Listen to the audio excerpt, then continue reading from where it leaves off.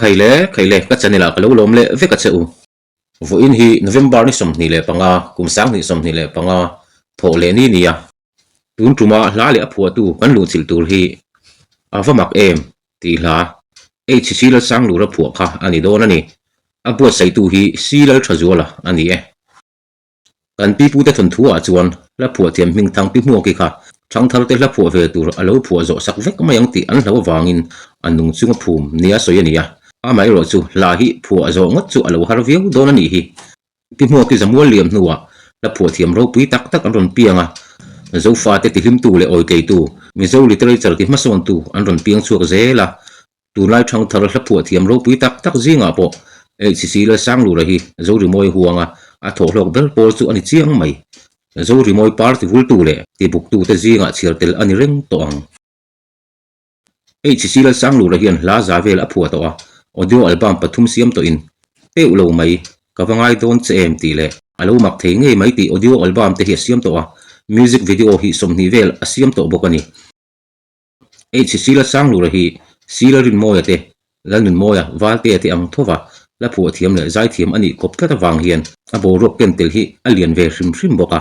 la phu reng reng in a thu khan siam velan guitar mang tam bera tin keyboard po mang thin bokani ama la phu nge te lo mai ti la wanga mizo mi pui ta hriat lo HC la sang lu ra hi kum sang khan jako somsari paru February ni som ni le pakua sate kuwa lo piangin una piang chuak ni pa pathum le mei chia pathum zinga a upalama tanga chira pathum na chi ani a hring tunu biak moi hi sate khothen chi phul pi ko chuak ani ve thunga sang lu la pa sang dila hi sipai asam rifle ani wangin mizoram hun rang sate ek siasu lung vel bak to nga te kwel to a chu tiang ani awang chuan mizoram tangram moi em ziate zo khonun nuam le rim tak mai te zo kho che vela zo len tu thing ding tele prang party rang par vul chiai mai thin tele asir vela ran thiam va chi rang orol to pa an sir no mai te chuan HC la sang lu ra hi la phu thiam ming thang ni turin an lo kai foi ani nge yang le HC la sang lu ra pi anu nu phul pi kho chuan sang lu ra hi no pangte ani lain phul pi kho hian a roi renga sikul chol vele phul pi kho hian a roi phei thina rei tak phul pi kho hian api bula hun a khoral thina zo khunun nuam le thiang ting tak po a chiang tok viau nge yang api hian but muna te mi zo ton thungai nom tak te a ril thina zol pala le tual vungi chan chin te a ril thin ba ka phul pi khomoi tak chung chi a tang dung moi em mai tual vungi pasal zol pala than lunga te ruain zol pala than te chu en pu thin bokani sang lu ra hian la phu reng rengin a thu ain a thuk anei ma sa thina a ril ruwa a thuk aron piang ma sa phota a thuk a chun a thu a bel le thina ni a halar tak ama nge na saklar te hi PB lian minga siam ani tlang pui boka zo ri moi jin kong azo chu tran na hi high school a zirlai senior department a om lai atangin mi pui ma zai tan ani ama la phu ange te ulo mai ti aron saka tangin mizo mi pazai thiam lar ber pola aron invor chho ani ber mai sang lu ra hian leng zem la thatak tak a phu tam le a chung ala phu zinga ro po avamak em ti la kher hi chu a tha chung chuang ngot mai angai thatu te ril ruwa po tana berani hialang he hlamoi dang dai tak mai le la thumoi em mai ngai no be boxi a thuk moi dang lam boxi mizo mei chai thiam lar zinga a ber kai pani la rin ti kiang te le langyang pui to chong ten an han salar le ngala a hun lai na ka chuan avamak em ti la ba ka hlalar hi mizo leng zem la hian a ombik chuang lowang langyang pui to chong le la rin ti kiang te in an sakdan la thu adan reta wangin in hian na po om de phat ani kha isak mela sara zamim ni ti laya sar zam ti lai tak a phu tuin a phu chu dan dik tak ni bok chu asama sa ret tu langeng pui to chong khan ti dang lam lova asak mai lain larin dik kiang te ro chuan dar azam aron ti thunga khonge dik zo kang ti chung changa in hian na asiam talai reng ani kha sara zam ti hi a phu tuin atira a phu chu dan dik tak chu nia dar azam ti ero a thian thin kha te thuron anga ati dang lam le ni in a phu tu nge hian a soyani sar zam hi chimbal rong ang mai chonulama ni zung om to nuwa ni hual vela zam kul rei thina nia ni bula sar zam to chuan sar thi an nge ti in pi pu ten ai en nan an lo mang thina nia sar zam hi thil om zen ngai lo nia a moi em mai le ngala sar thi an ti en tir na pi pu ten an lo ngai ngot maya sar zam an lo pon sar thi hi chu an reng thova thil poimo tak mai chu sarzam hi amoi em mai ti hi ni van duai na le thi na lan tir nan chuan ui takani thil hmu tur zen lo ani awang le amoi awangin sarzam to chuan mi ten an hudu a anin ko mu sup thina ni HCL sang luran avamak ti la apua chan zenet lan nun hlui tuna presbyterian ko ran pasol nu pui ni ta apasal rong bol na mun nepala omme khi nula mel chelo tak mai ania anung chang thata wangin ama hrachiang tu apiang tengai na ta hloa anung chang moi tak main ati mel that le zual ania anung chang abel chen de nuwa sang luran angai na mai le angai azwal tel mai te athir ning thei thlot lo mai te chu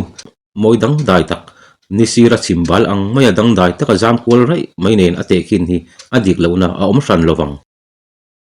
heti lai hian kan pi pu te hun lai khan dar ve thung hi alu ema dar bunei chin ngat chu kho khata pa ko sa thei tak le lalte anni tang pui thina ni sailo lal fanu manatan saile dar te alar le thina ni rimoi lama dar bu in huna chang thu khle a dar bu hla ringot po somni suang fe omani mizoten musical instrument an nei that ber ani ngal boka thil hu soinan dar hi an mang na sa hle thin boka la thuwa po an mang na sa hle thina ni dar tuiluan ti chu la thuwa nula mel tra soina na man ani rualin dar zam ti ero pi ngo ki atanga lal oi thang pa lal zovale van kama thlengin an lo mangai hau lo zoka chu ba ka dar sim hi thil zam chi ani lova amai ro chu dar tu ero chu thil dang chei moinan an luan ve bok thina ni chu wangin dar zam ti ain sara zam ti chu adik zok in angai thei ta ni ole tuna chuan kum sang ni le som pathum kuma HCL sang lu rapua zo fa te nam anga kan nom chunga na tha le lung ti leng rem to tur avamak ti la chu ingai thadon ti am kan ngai thak ma in ala thu hi kan soi masale photange chang khatna avamak ka han donin hetiang renga thin lai lu zo tong thei ngai hian ka in ring lo ingai hian tlei har nge mai athunon avamak ka thil thiam thei lo ti malungi dum mai hi isak mela dar sara zam ni le itel lo chuan ka tei thei lo chang ni na min dem lo la nang ngai wang hian tlang rel riang hi ka don thei lo lemang min der mai lo la izun ngai riang hi min hnem ro chang thum na ching zo hian ka ring lo che tur zongi har riang tan hian izun ka phur sualem ni le itel lo chuan tuan ka rel thei lo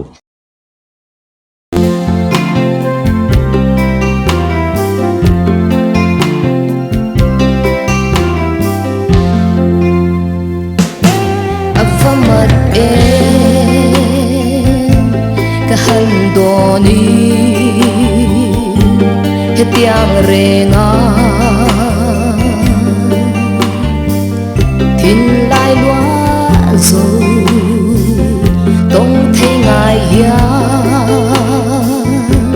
ka in ring lo ingai ya ne klei har nge mai avamat ka shil thiam thei lo ti evalu idum mai hi isak melan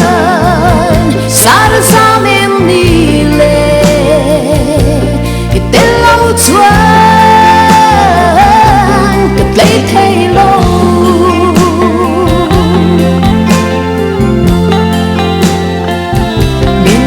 lo la nang ngai vang hian tlang rel reng hi ka don thei lo le mang nin der mai lo la izun ngai ria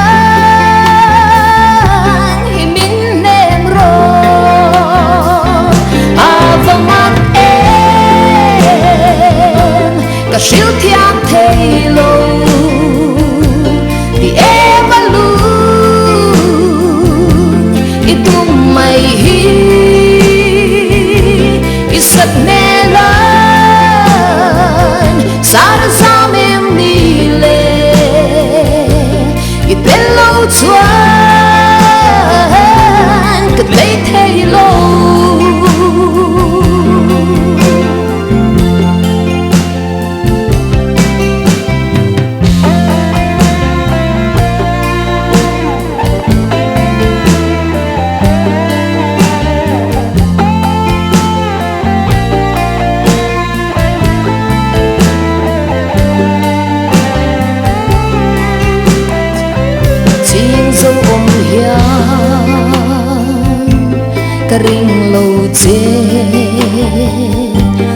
zong i har riang tan hian i zuan ka phur swalem ni le i telo chuan ka rel thei lo avamat em